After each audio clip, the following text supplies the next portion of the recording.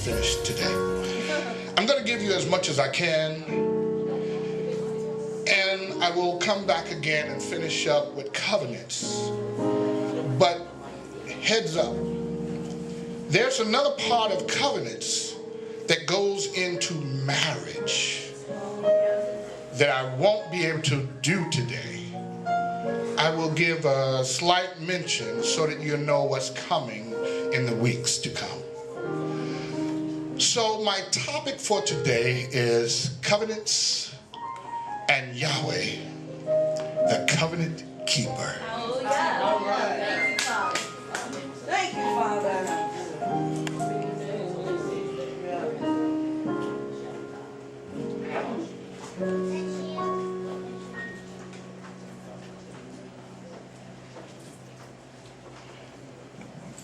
As we examine covenants,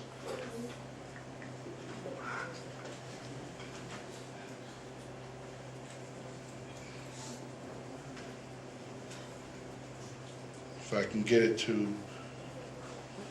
okay.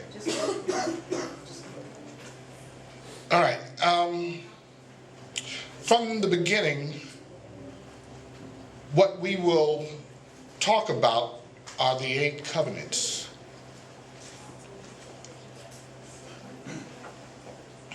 The 8 covenants. And in this, know that I won't say it each time, but this is pretty much uniformed.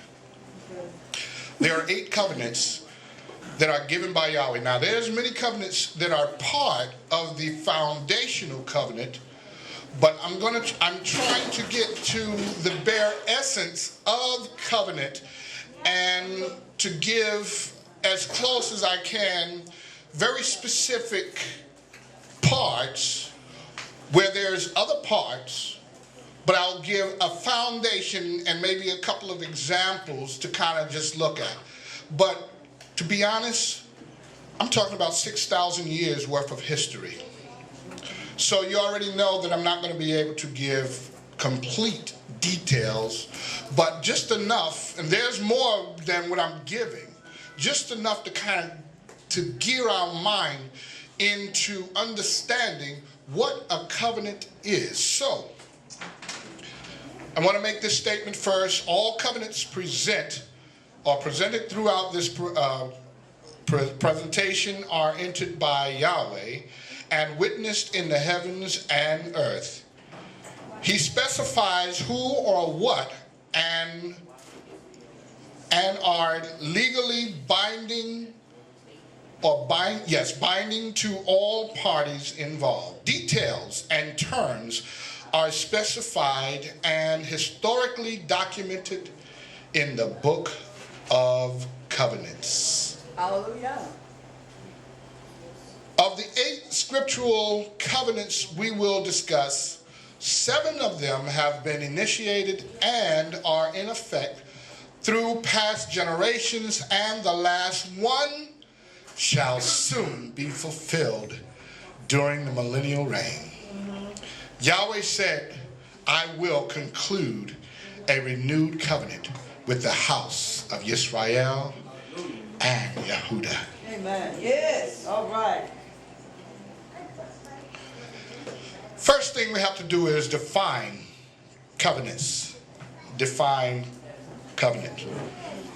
First question, let me tell you how I kind of have this set up. It's going to be pretty uniform throughout this teaching.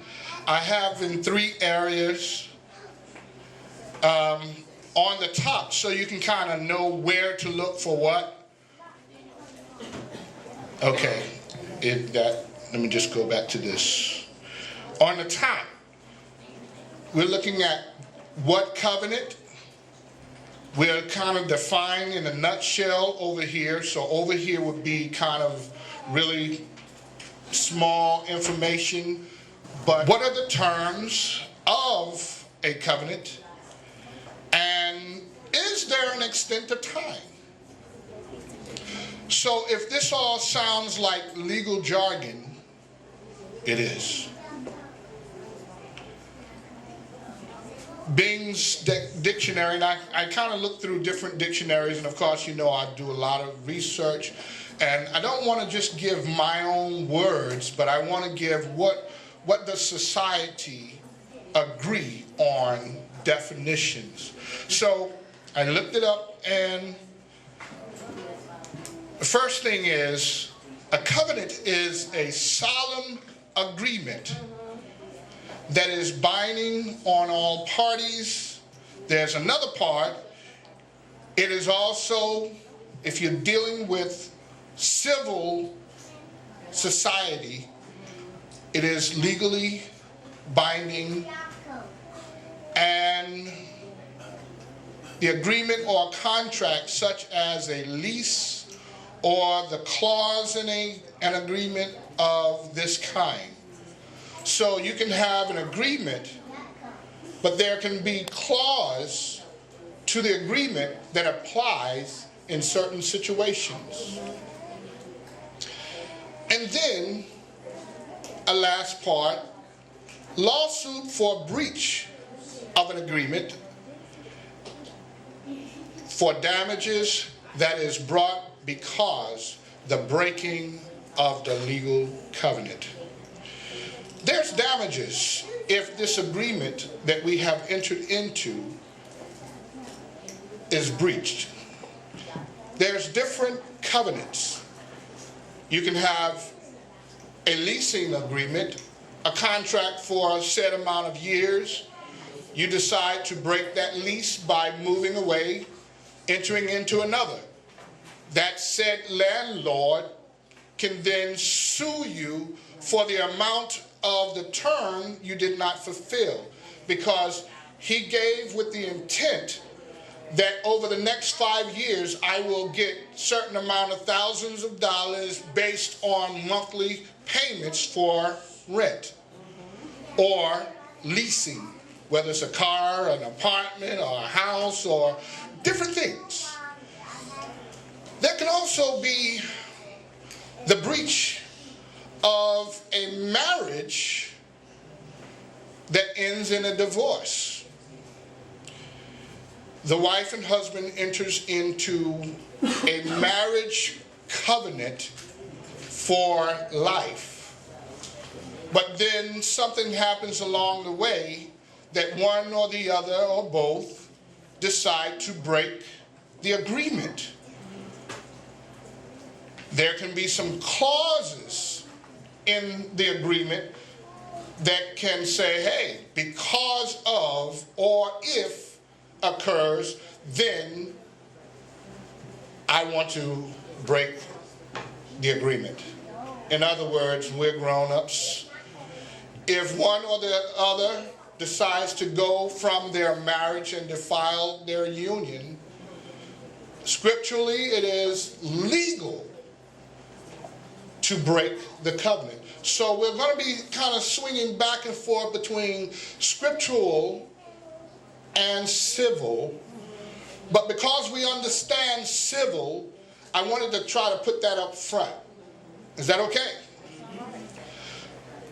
Now, understand that underlying of this is the spiritual, but I want to give the natural so we can understand the spiritual. Because we've lived this, so we've seen it. We've seen our parents divorce. We've seen our relatives divorce. We've seen them make it.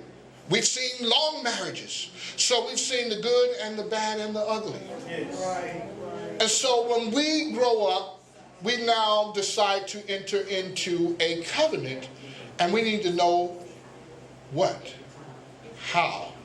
All of these things we need to start answering so that we can make this a part of our attempt when we decide to marry.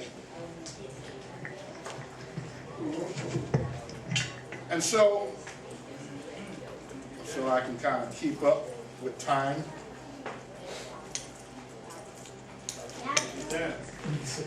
My wife told me to do that. Sorry, honey. Okay. All right, so entering into a covenant can be scary because you're entering into something for the future and you don't know how long the future will last or what will intervene that could make one say, I want out of this covenant.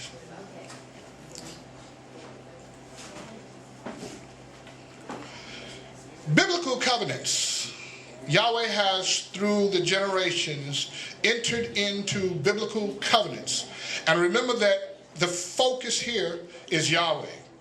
Even though I'm speaking a lot of us and our experiences, because I'm drawing from our experience to try to understand Yahweh, but to look at the scripture to understand his intent.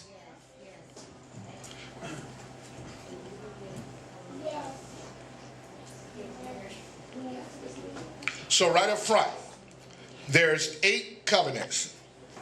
Edenic, Adamic, Noahic, Abrahamic, Mosaic, Davidic, Messianic, and the renewed. Each of them I'm going to go through step by step, so you can already see that this is going to take a little bit for me to get through each of them. But right up front, let's look at some scriptural evidence. Galatians 3:15. Can we get someone to read for us the first one, 3:15? Anyone who can see it well enough from there? As men, I say it. Covenant, even though it's a man's, yet it's confirmed. No one sets it aside or adds to it. 17. Now this I say, Torah, that came 430 years later, does not annul a covenant previously confirmed by Elohim in Messiah, so as to do away with the promise. Hebrews 9:16. Someone. For where a covenant is, it is necessary for the death of the covenant one to be established. Come on. 17. For a covenant over those dead is firm, since it is never valid while the covenanted one is living. So in these 8 covenants, let's look at what the biblical understanding of truth of the matter. Now, keep in mind that these covenants are in essence oath. Promise. And these are the things that we enter into in a marriage. And in a marriage, the husband says to the prospective wife that I will. She says, I do. And there's an oath and a promise that goes along with that says for life. Till death do us part, right? But the problem is there's been a breach too many times. For our example. So looking at the intent, the first one says, even though a covenant is given to man, it is firm once death takes place. And okay, so we may not understand that just yet. And we do, but just for hypothetical. Now this I say, the Torah law that came 430 years later does not nullify a covenant previously confirmed by Elohim in Messiah so as to do away with the promise. So now let's start looking at the elements of this. We don't have a whole lot yet, but what we're going to do is try to focus and build some truth in this. So in this, looking at verse 17, Galatians 3:17, it says the law, so we know that there's something legally binding here, right?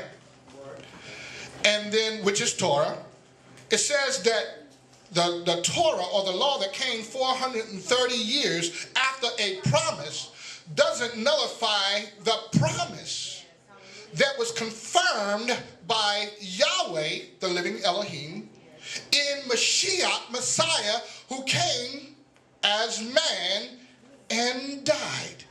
So that means that if there's a promise given by Yahweh, who cannot die, but Yeshua comes, Yahweh, as man in the flesh, and he can die because he is man, then he confirms the promise or the covenant that was entered into, and it cannot be nullified.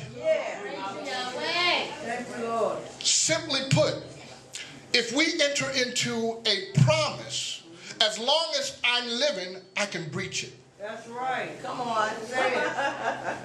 That's true. Y'all see me? As long as I am alive, I can become a liar. Come on. I can deceive, because if I enter into a promise for life, but I'm not dead yet and I want a divorce. Come on. Come on. I mean, isn't that what we enter into marriage for? For life? But it's kind of fading away these days. Oh, if I don't like it, I'll get another. Our wives are not cars to be tried, nor are they shoes to be just fitted. No, we don't hit it and quit it. Go ahead, Rabbi. And I'm going to get further into it, because what you've done is you've entered into a covenant. And this is what we got to understand. When a man takes a woman, he enters into an agreement for life. I will give you. This is what the scripture says. That she is now due her livelihood. This is what he says about the man. She is due her livelihood, conjugal rights. That's right. You'll see me in a few minutes, because what this whole thing is, all 8 of these, it's about a marriage. I might as well go ahead and say it. It's about a marriage. So when you get the concept of civil man, and all they want to do is stop by for a call, I was being nice. Come on. Come on. If that's all they want to do, basically, they're deceiving you, because they're not entering into a full agreement. That's right. And if you accept that, then that's what you get. True. That's so true. Okay. All right. Let me not get. I got too far to go. Okay. All right. All right. Let's look further at this. Hebrews 16:19. This is part of the terms. Now, this is Yahweh's intent. So you're getting all of this right up front before I even go into the rest of it. He says, "For where a covenant is." We enter into covenants all the time. For where a covenant is, it is necessary for the death of the covenanted one to be established. Till death do us part. You know, I'm just going to stay right there in that marriage part. I'm going to get to some other stuff too, but we understand the marriage part. See, whether or not we've entered into a marriage agreement ourselves, whether or not we have, our parents may have, and if they haven't, then there's some relative, everything is relative, there's some relative that you know of, you've seen of or heard of, you've seen it, you heard it, you wrote it, you read it. There's something about the aspect of marriage that you have some kind of thought of how it's supposed to be. So while we are setting the record straight, let's just understand the intent of Yahweh. So in order to fulfill this covenant, it is necessary for the death of the covenanted one, necessary to establish this truth. I'd entered into a covenant with my wife for life. And if I don't fulfill that until my dying day, I have breached. That's right. That's right. Vow breaker. And then we enter into another problem. When we become vow breakers, there's a curse against you that is already spoken by Yahweh that will come and find you and your bloodline. It follows the bloodline. This is why Yahweh keeps the blood straight. This is why he doesn't want this one and that one and everybody, mix and match. And, this is not a bag of cookies. It is what it is. If you open up a bag of cheese doodles, you don't want to find Cracker Jacks in there.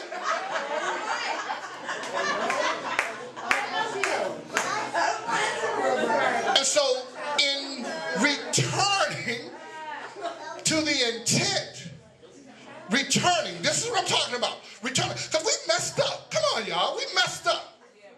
We are messed up generation, messed up people. But when are we going to start getting it straight? Should we wait for someone else? No. That's right, because it needs to start with me. I am the first fruit. I need to be the first one to stand up and say, I am first fruit. I didn't understand this. I didn't know this. I ran around like everybody else. What I was taught, I did. But once I find my mistake, I repent and I return to Yahweh's ways. And as I've said before, I wasn't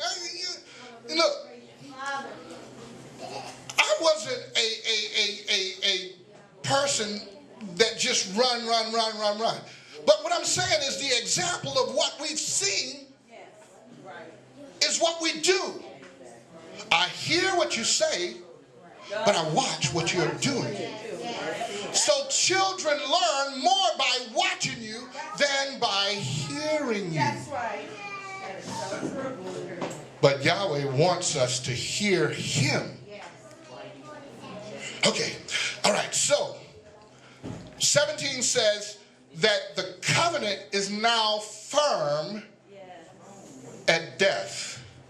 So now that I have gone from life, from birth, stages of life, take a wife, and when my life expires, that my wife still has my name.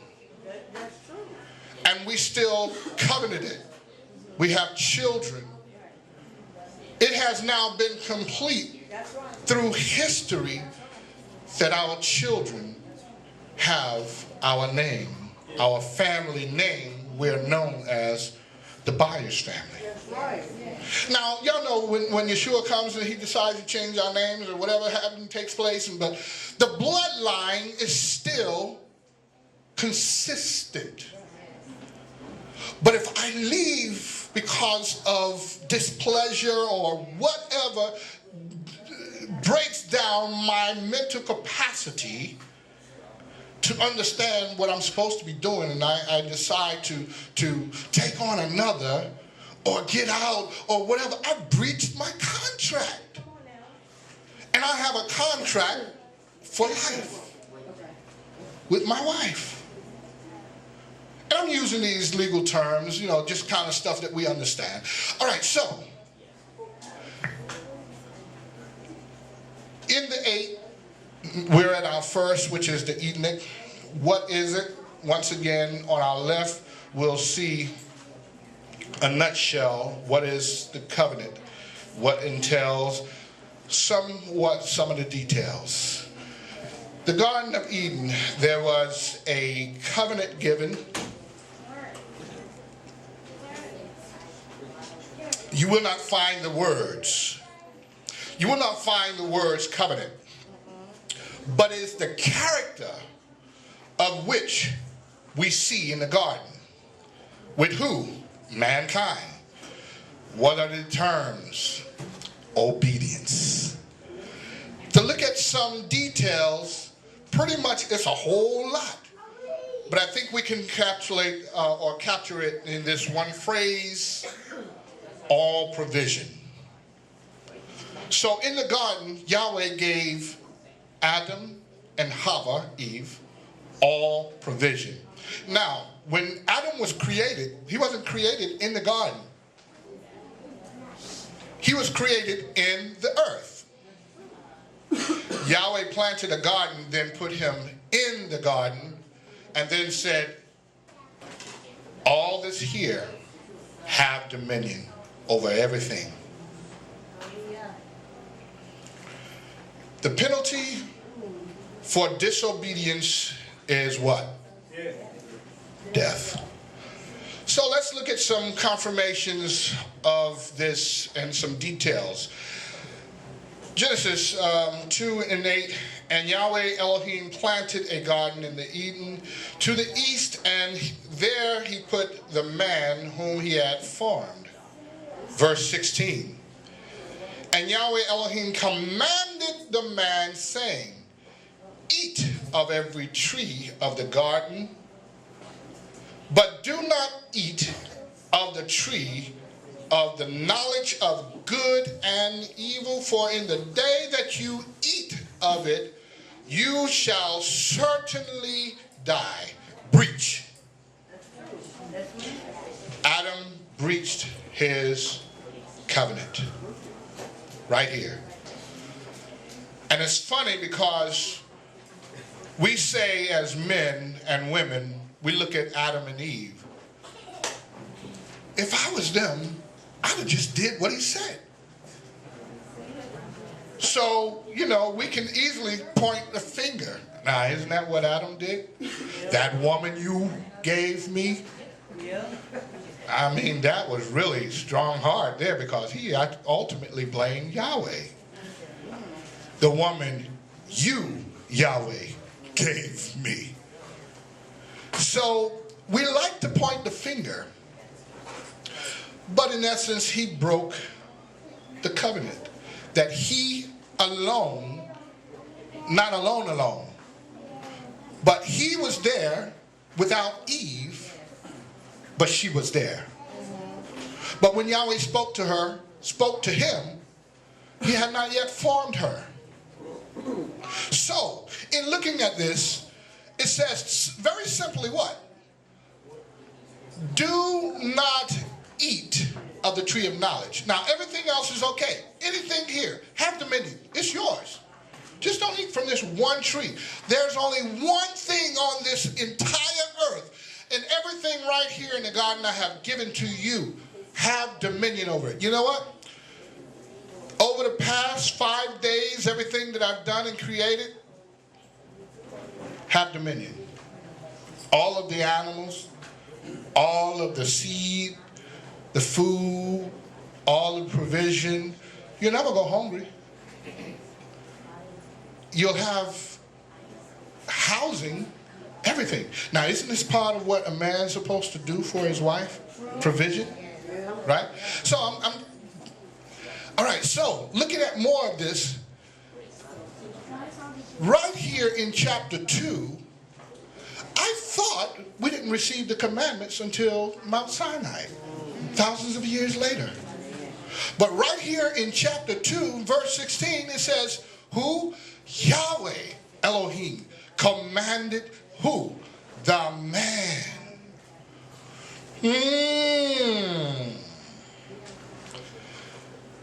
Remember that the commands are the Torah, his instructions, his laws, right rulings. They're one and the same. And so here, Yahweh commanded the man. It wasn't a request. It wasn't a question. It was a commandment. And today we're taught we're no longer under the law, which is the commandments.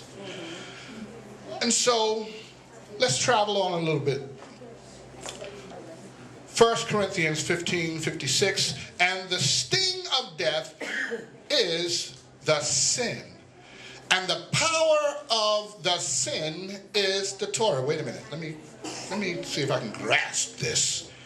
So what you're saying here, Yahweh, because these are his words, that the sting of death is sin. But the power of sin is law. No law, no sin.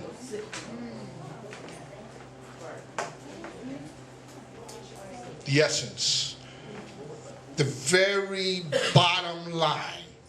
If there's no law against something, where is the sin? That's what the scripture says. And I think that's 1 John 3:12.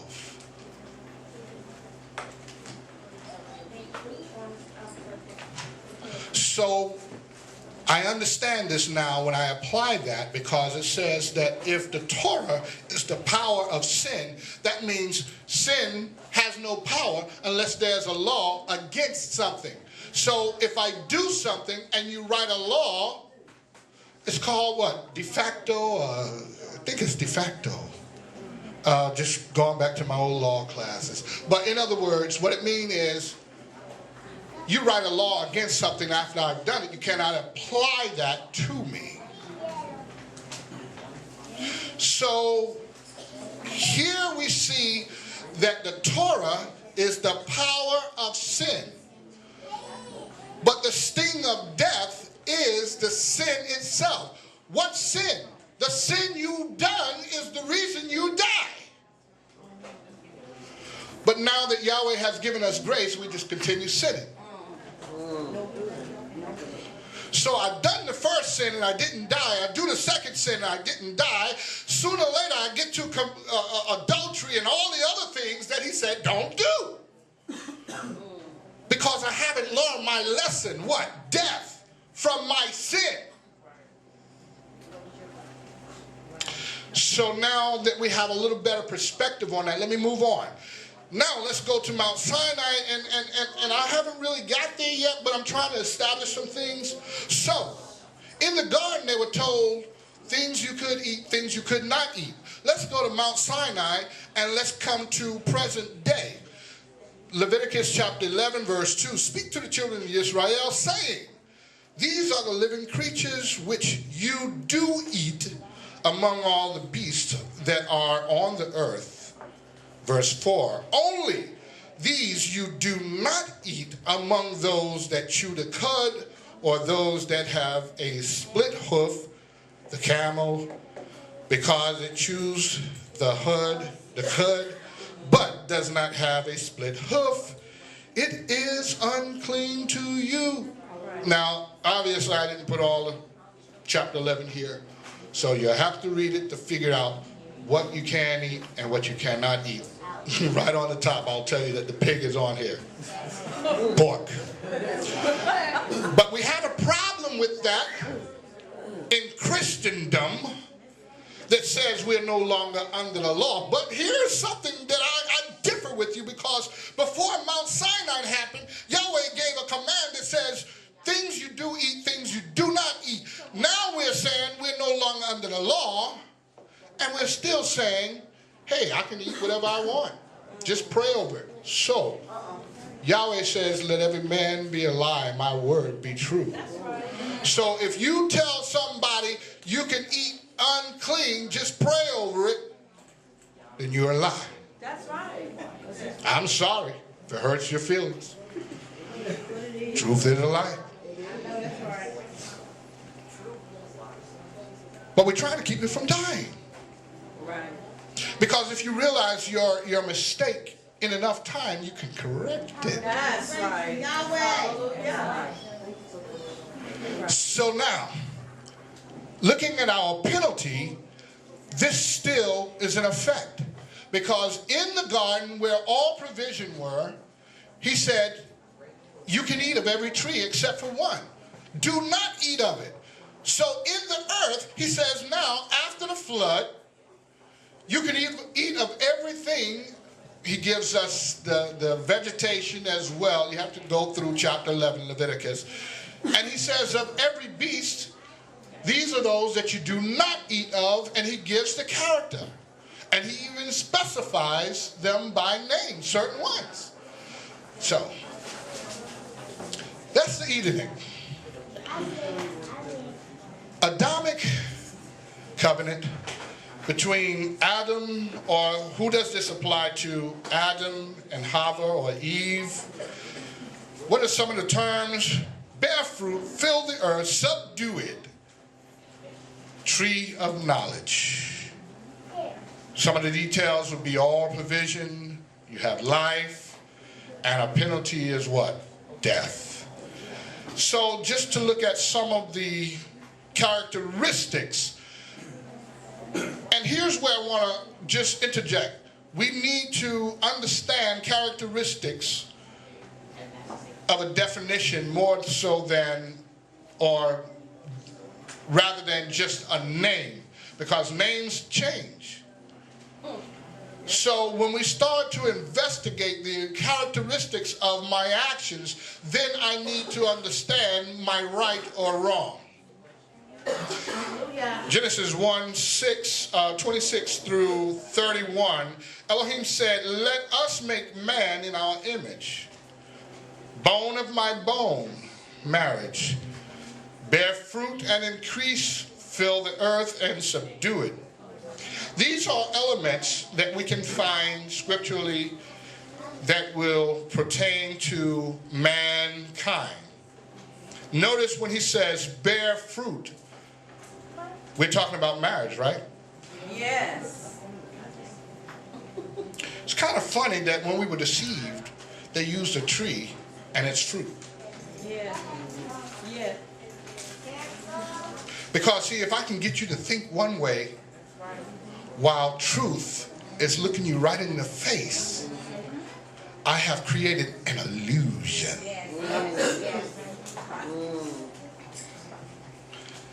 And people like illusion. Yeah, they do. Oh, hallelujah. So, fill the earth, subdue it. So really when he says fill the earth, now it gives me more clarity to his intent when he says bear fruit. Fill the earth, basically he's saying it's a universal law to every creature that was created. Fill the earth. But then only to man he says subdue it, reign over it, sovereign over the earth. Now, but if you break this covenant, the penalty can be all of the above up to death.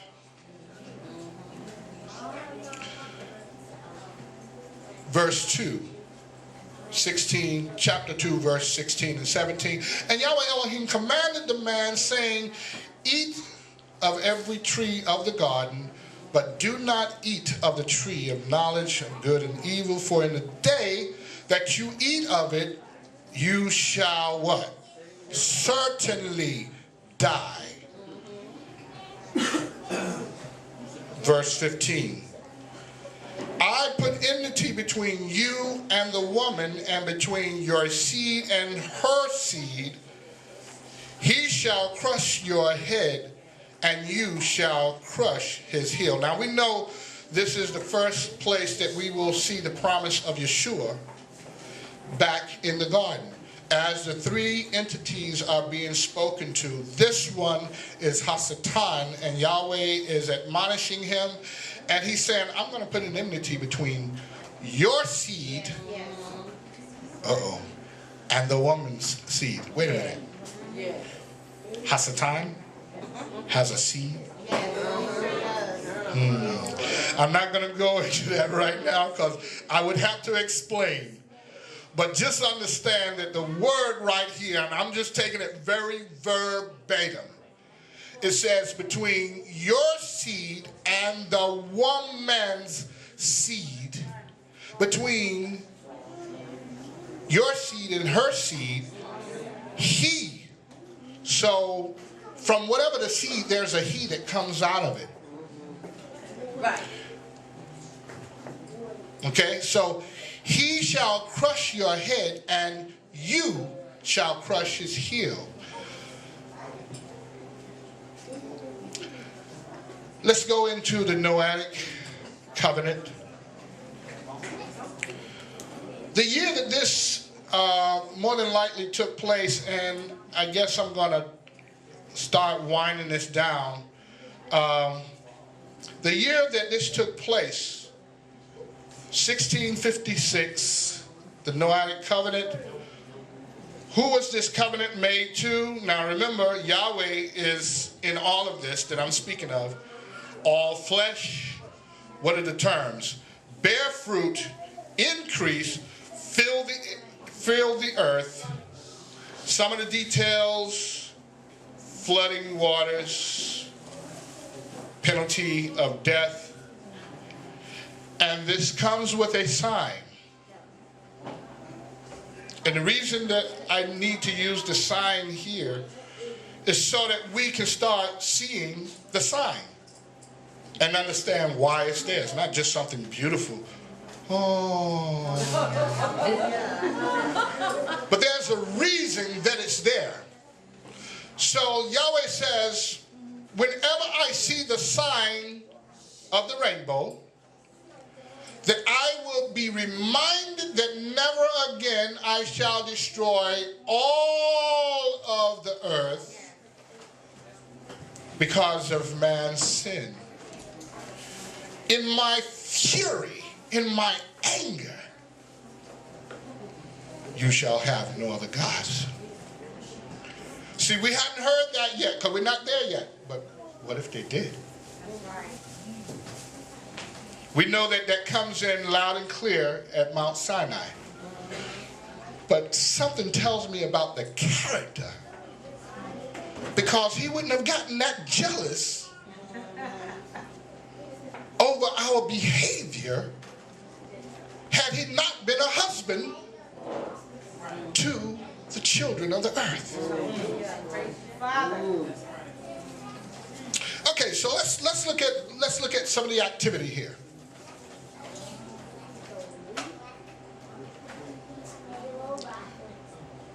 Verse 8. Well, chapter 9, verse 1. Bear fruit and increase and fill the earth. Verse 8. Elohim spoke to Noah and to his sons with him. Who did Yahweh speak to? And? All right, so can we say that all together? Because we want to make sure I want to make sure everybody's there. Who did Yahweh speak to? And his son. So we know that it was how many people, just understanding from what we already know about history. How many people was this? 8. 8 people, right? New beginnings. Renewed beginnings. 8 people all together, right? It was Noah, his wife, his 3 sons, their wives. That's 8. A total of 8. There's a theme that's going on. This is why I'm mentioning numbers. I'm not going to get too crazy. I'm not going to get crazy at all with the numbers today. So in 1656, and how do we know this? How can we be that specific? Because Yahweh leaves documented proof in his covenants. Even though we may not receive them or understand them, he documents for us. Now, whether you have been deceived to believe that everything is just a blanket statement, it just further confuses our understanding of what he's doing. But he really does. He helps us to understand, and he tells us over and over again. All right, so 1656. And how do we know this? When you read the begats. And Adam begot Seth at 130 years of age. And so on and so on and so on. I'm one of those kind of people who will take that kind of information and study it and study it and study it and take all of the numbers and add them up. And that's what I did. So it can be done. It's there. It's there. So, and that's, once again, husband and wife, they had children. They began to document their names of the sons and their births. Right. The ages when they were born. Right. That's our information.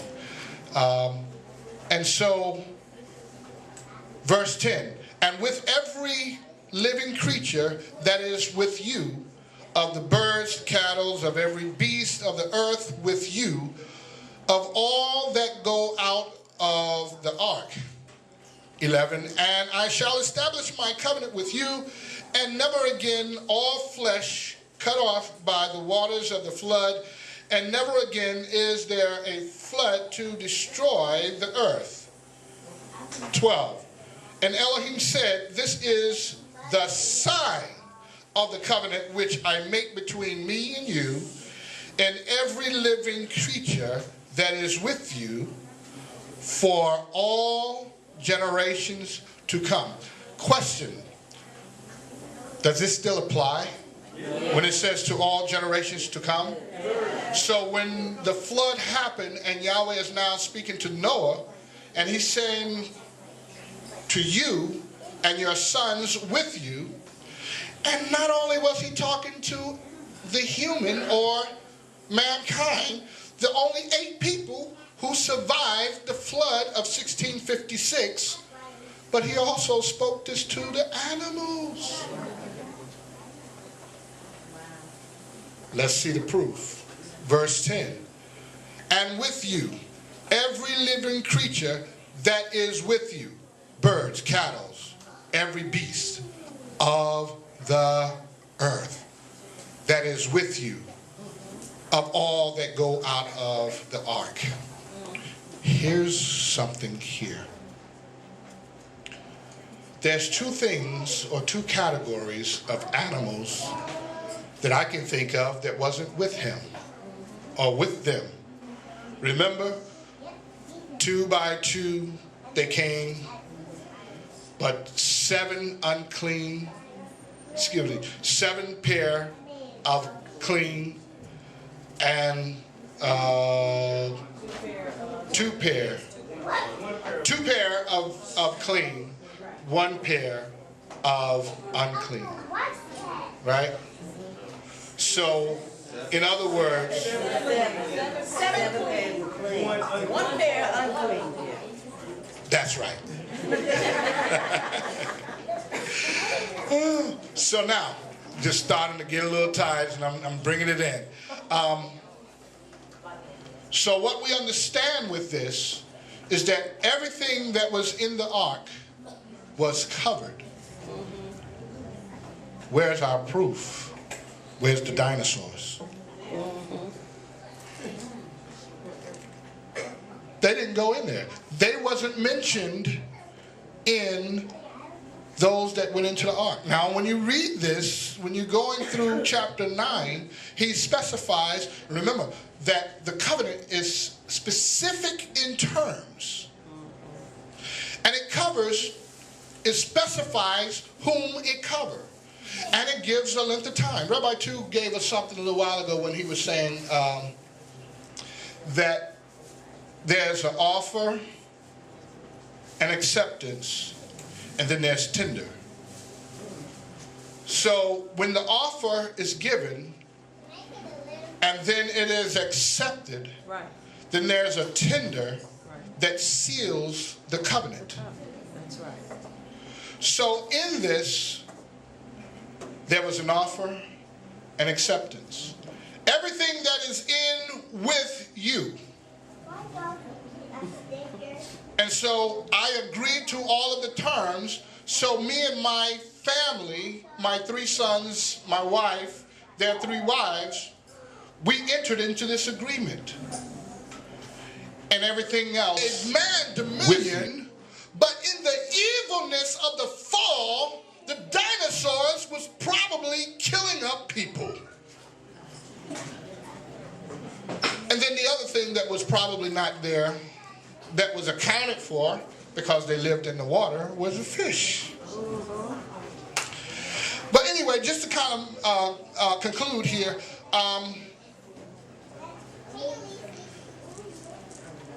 verse 12, it really helps us to understand that this covenant is still what? Valid.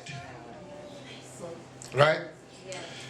And let me just kind of fly through just a little bit so you kind of see Abrahamic, the Brit, the Abrahamic covenant. This is the Hebrew. Brit being ha betarim, which is literally translated as covenant between the parts. And this was given when Abraham was 75 years of age. Then we have the Brit Milah, or the covenant of circumcision. This was instituted when he was age 99. And I'm giving you these ages because what it helps us do is put them in perspective, what was given and when. And so, remember we talked about the Torah does not nullify the promise that was previously confirmed. So he was given the promise when he was age 75. What was the promise? That he would be father of many nations, right? But it wasn't until he was age 99 that he received the circumcision, because he asked a very specific question. And so this entered in as part of the covenant or the agreement. He said, whereby do I know that you will make me father of many nations, seeing that I have no seed? Now he's given him the promise when he was age 75. Now you see why I put the ages in there? At age 75 and now I'm 99, I still don't have any children. 24 years have gone by and Sarah is still barren. And she's still aging. And so am I. So how do I know he wasn't refuting what Yahweh was entering in with him? What he was saying is, give me a sign, there I would know. So the sign is, okay, let's do this. Because the first time, Yahweh walked between the pieces. He cut the animals and he walked between the pieces.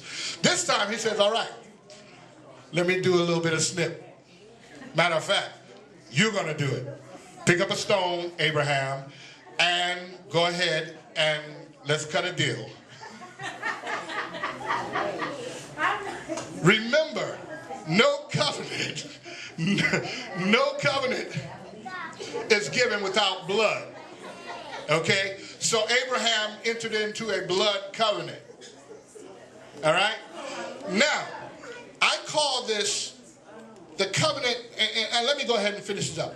Some of the terms is to bear fruit once again, and then you would have a land inheritance, and the penalty would be enslavement, you'll be cut off, and even to death. All right, so in looking at this, and I'm going to close out here, and I'll come back to it. When Abraham was age 75, that would put us at the year 2023. Looking at the year when the flood happened, that was 367 years that have elapsed. So Abraham was very well familiar with the flood of the earth.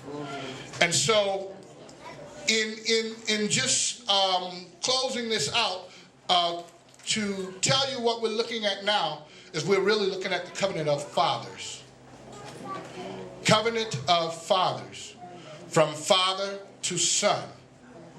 And then he becomes father to his son. Circumcision, right? And I'll talk about it later. But remember when Zipporah, she circumcised her son. She picks up a stone, circumcised her son, and she flings it at Moshe's feet. And what does she say? You are a bloody bridegroom to me. Why? Because he was not doing what he was supposed to do. He was getting ready to break the covenant. And so we're years down the road now after Abraham, and we have promised to keep this covenant, father to son. And so guess what? When the father steps out of the picture, he's not there to make sure that his son So therefore, he doesn't understand that he is now supposed to enter into a blood covenant with his wife. Let me just draw this picture really quick and I'll end. On the 8th day, the father circumcises his son. Now, we're not excluding the women, but look what Yahweh is doing. He used a woman to step in where the man fell. And she flung it at his feet. Now, that's kind of very intent there. And said, you are a bloody bridegroom to me. Why? Because you're getting ready to breach the covenant. And the covenant is from father to son. And it is the responsibility of every father to circumcise his son on the 8th day. And you only get one time to do that. So if a father steps out of the life, if a father is not present, he misses that 8th day, never to recover it again.